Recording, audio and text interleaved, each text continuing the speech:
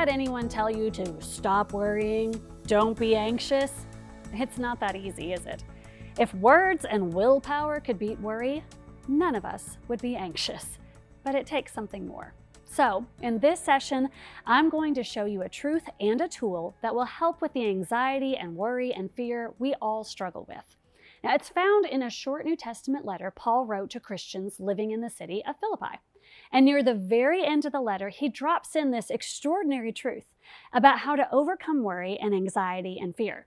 Now, what makes this more remarkable is Paul wrote the words while he was under house arrest in Rome. So he had plenty of reasons to be afraid. But instead, he writes this advice to the Philippian Christians in Philippians 4:6.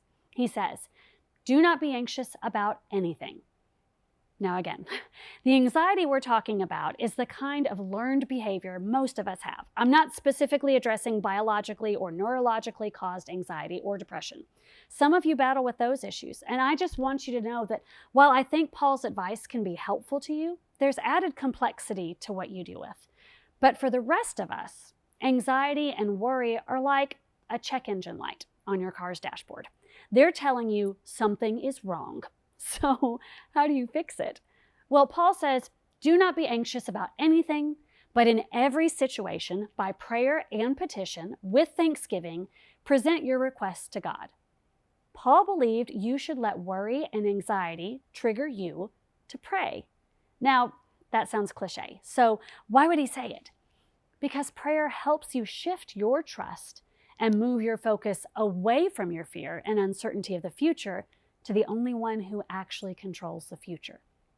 Now, apparently, Paul believed the way we pray when we're anxious makes a difference.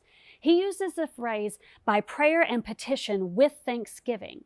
So let's break this down. Prayer is talking to God, and petition is asking things from God. Both are clearly fine to do, but the secret to overcoming anxiety is the next two words, with thanksgiving. In other words, don't spend your time focused on the negatives. Frame your needs in the context of the positive. So here's how this works. I'm going to present my request to God and tell him everything I'm anxious about, but I'm not going to stop there. If I do, my focus is on the problem, not on my provider. So I'm going to shift my focus from what I don't have to what I do. I'm going to be honest about why I'm worried and anxious, but then thank God for what I do have, and thank God that he's in control, and thank God that I already have more than I deserve, and thank God that even if the worst happens to me, he'll be with me. I'm going to present my requests with thanksgiving, which changes my mindset and shifts my focus and decreases my anxiety. Now, here's what's fascinating. Paul wrote this 2,000 years ago, but recent research has proven gratitude really does lower anxiety. It's the antidote to worry. Here's what author and medical expert Tanya Peterson wrote. She said, mental health experts agree. Feeling and expressing gratitude help anxiety. Once you know what gratitude is and is not, you can use thankfulness to improve your mental health. Being appreciative of things in your life doesn't mean you have to be grateful for having anxiety. It also isn't a magic wand that will magically poof away anxiety, but gratitude can rewire your brain to experience less anxiety. The effects of gratitude on health can be life-changing. Being grateful is a shift in how you view yourself and the world. It changes your focus from what is wrong to what is right. So, let me ask you a question. What would happen if you began to treat your worry and anxiety as a trigger to express gratitude? God, I'm worried about my health, but thank you for creating a body that can heal. And thank you for creating this body with predictable systems that allow doctors to develop medicine and practices to help it heal.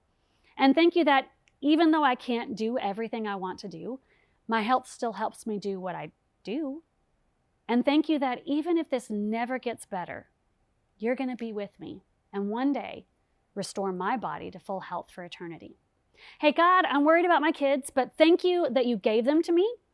Thank you that you love them more than me. Thank you that you're in control of this situation, even though I'm not.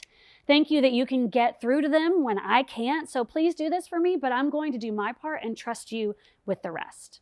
Hey God, I'm worried about having enough, but thank you for all that I do have. Thank you for providing so much for me. Thank you for giving me food to eat and clothes to wear and a roof over my head. I'd like a little nicer roof, but this one works. Thank you for caring enough about me to take care of me. I'm going to do my part. I'm going to work hard and follow your plan for money management, and then I am trusting you with the rest. Maybe for you, the way to do this is to develop a gratitude journal. And every time you feel anxious, you just grab it and begin to read and write about what you're thankful for. Maybe it's a set reminder to pause every hour for 1 minute and thank God for something specific that you're experiencing in your life. Research has shown it works, and God promises it works. Gratitude will help you overcome anxiety, and God promises to respond to your gratitude with a gift. And I'll show you what that is in our next session.